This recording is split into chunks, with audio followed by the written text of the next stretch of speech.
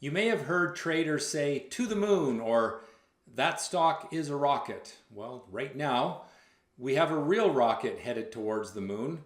And it made me think a timely topic might be to discuss how to find those stocks that make those dramatic gains that justify them being called a rocket. And that's what we're going to do in this week's video. I'll tell you the 3 things that I look for to identify the next hot stock. The next stock that can make big gains over a couple of hours, a couple of days, a couple of months, using some very simple techniques that I learned a long time ago when I was a finance student at university. Let me start with the story behind that. So when I was in school, I was in this class where we were trying to identify if there was evidence of insider trading on stock that made big jumps. So if a company announced that they were buying another company, typically the buyer is going to pay more for the new company or for the company that they're buying than the stock would be trading at. So the stock might be trading at $20 and the buyer comes in and says, we'll pay $40 a share. When that happens, the stock makes a big jump in one day. We'll go from $20 to $40. You can imagine that if you knew that that offer was coming to buy the stock, if you had that inside information, then you could buy the stock before the news came out and make a big profit in a very short amount of time. And back in the 80s and the 90s, there was lots of this insider trading going on in the market.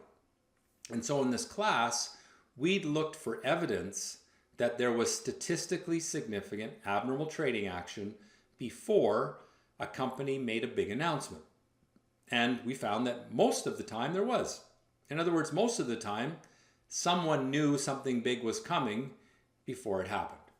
All right, so I was learning to be a stock trader after I left school, and I sort of thought about the math that we had used in that class to identify this abnormal activity. And it became the foundation of what I've been doing as a trader for the last 30, 35 years. If you look at hot stocks, the stocks that make the biggest gains, whether it's over an hour or over a few days or over a few months, and I'm going to show you some examples of this in just a moment.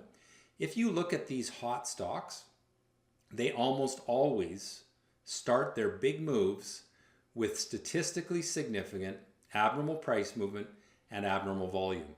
And that's really the core of my approach. You see, most stocks, most of the time, are not worth trading because most stocks, most of the time, are just trading with their normal correlation to the market. They don't make these big gains that we could call them rockets. The stocks that rocket higher have some common signals early in their upward trends. As I said, almost every hot stock starts its upward trend with 3 things: abnormal price gain, with abnormal volume, and it has to be a surprise break from low price volatility. Now, when I say low price volatility, what I mean is the stock's kind of boring, just sort of trading quietly. And then all of a sudden there's this surprise buying interest that comes in. And it's because some investors have some new information that gets them excited to buy. And they'll go into the market, they'll buy aggressively. And those of us that don't have the information, who really maybe know nothing about the company, we can identify that that stock is in play because of that sudden spike in volume and abnormal price action. But it's really important that it come from low price volatility. So let's look at 3 examples on different time frames to see how this works. And this is all examples from the recent trading history. The first 2 are from this week. CYCN on April 1st made a statistically significant abnormal price gain right there. Now, the indicator that I created to do this is something I call an action candle, or there's a special version of it that we use called a moonshot candle. Ironically, as NASA is headed to the moon, I've got an indicator called the moonshot indicator. It's looking for these stocks that can really be rocket ships headed to the moon. And you can see right there that there was volume coming in that was abnormal and the price jump was abnormal. Now, this is a 1-minute chart, so very short term. So early in the morning on the 1st, the stock started to trade abnormally. And the ones that I'm interested in, anywhere you see an orange dot, those are action candles, but I'm only interested in those that break from low volatility. So this one breaks from low volatility, as does this one. You can see it's trading sideways, it's boring, nothing's happening. And then my action candle indicator fires right there, and the stock went for a big move. That was at around 8:30, 8:40 in the morning, and around $4.50, and it almost doubled in the next few hours. Now let's look at a longer term example. This is a swing trade, a stock that made a big gain over 3 or 4 days. But again, right at the start here, you can see that orange dot, and it comes from low volatility. There's another one right there and another one right here. So there's abnormal buying coming in from the people that follow the stock the closest, that know the most. I don't know anything about these companies. I just come in and I have my indicators running. You can see the computers I have behind me. So I'm monitoring the entire US stock market using these algorithms, looking for stocks that start to trade with statistically significant abnormal behavior. And when they do, I've got some alarms that go off, and I take a quick look at the chart. And quite frankly, most of the alarms that go off are not worth trading because most of them aren't breaking from low volatility. But this stock and ELAB, the one I just showed you, and the one before, CYCN, are both stocks that I traded this past week without knowing anything about what the company does. I simply bought them because they were trading abnormally, and I know that the people that know the most about the company are the ones that buy aggressively, and they send that stock higher. Now, I'm giving you kind of a quick overview this week. I'm going to do a much more in-depth lesson on this coming up later in April. And if you want to attend those classes, they're free, they're webinars. You can just go to my website, stockscores.com, and register on the homepage. That's stockscores.com. I'll show you in a minute how to do that. And you can register for these, and I'll teach you 4 one-hour classes on how I do this, how these indicators work. But let's look at one more example of this. This is a longer term one, because these things, this concept works in the longer term as well. So here is ERAS. This is a daily chart now, and there was an abnormal price move with abnormal volume from low volatility early in the year. And that was when the stock was around $5, and it's now $17.81. The people that knew that this company had something good going on fundamentally were the ones that came in and bought it aggressively, creating that abnormal activity. And as more and more people learned about whatever those buyers were excited about, more and more people come in and buy, push the stock up, and we as traders who get in early then sell to those people who come to the party late.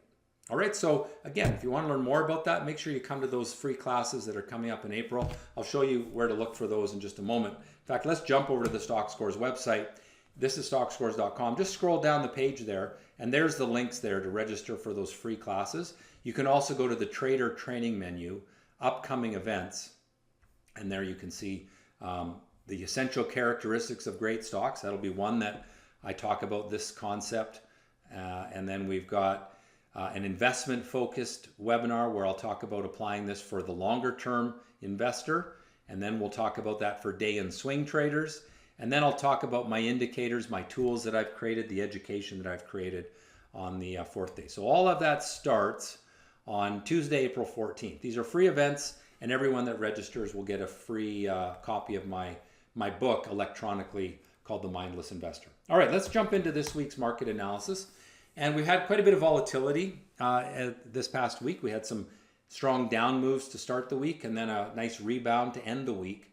And so if we look at our 1 month chart here, you can see that we are slowly coming to the point where we might try to reverse in the short term, because we've broken the downward trend line, but we have just built this rising bottom. I talked about this in last week's video, and we're now looking to maybe break through that resistance level. So we're making a step in the right direction. I don't think that we've got a strong signal that the bottom has been made yet, but it is not too bad. And let's keep hopeful that that turns around next week. Very similar with the NASDAQ here. I'll show you the 3-year weekly chart. And what I like about this chart is we opened or we closed above the open for the week. So the lows are way down there for the week. But when we have a green candle, that means we closed above the open. And you can see in all these sell-offs, here we sold off for 3 weeks, closed above the open, and then rallied.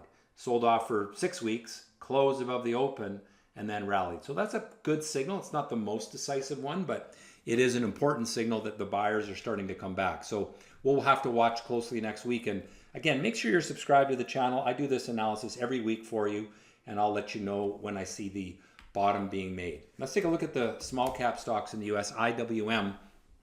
And you can see there again on Friday, weakness in the morning at the open, but close strong. So close near the highs of the day.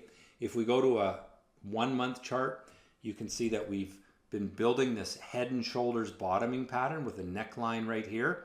And so if we can break through this, that's a indication that buyers are coming back after, being nervous given the war in the Middle East.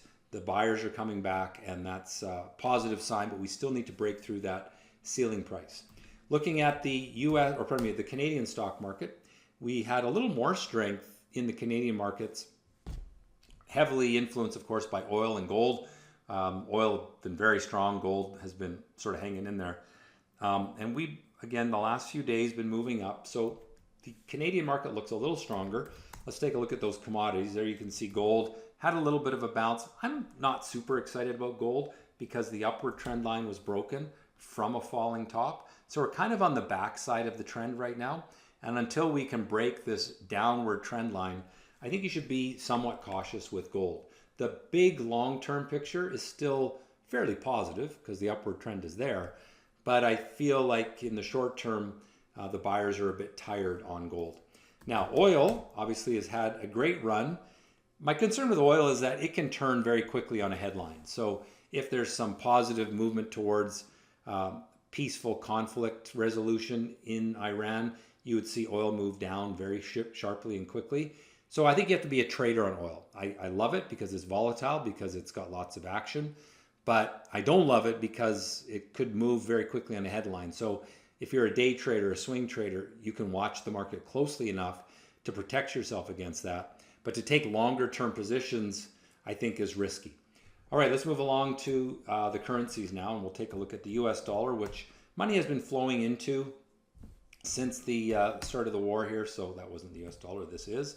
You can see the strength in the US dollar since that. And again, headline news. If the headlines are positive for a resolution of the war, I think you see the US dollar break down. Let's take a look at the Bitcoin chart.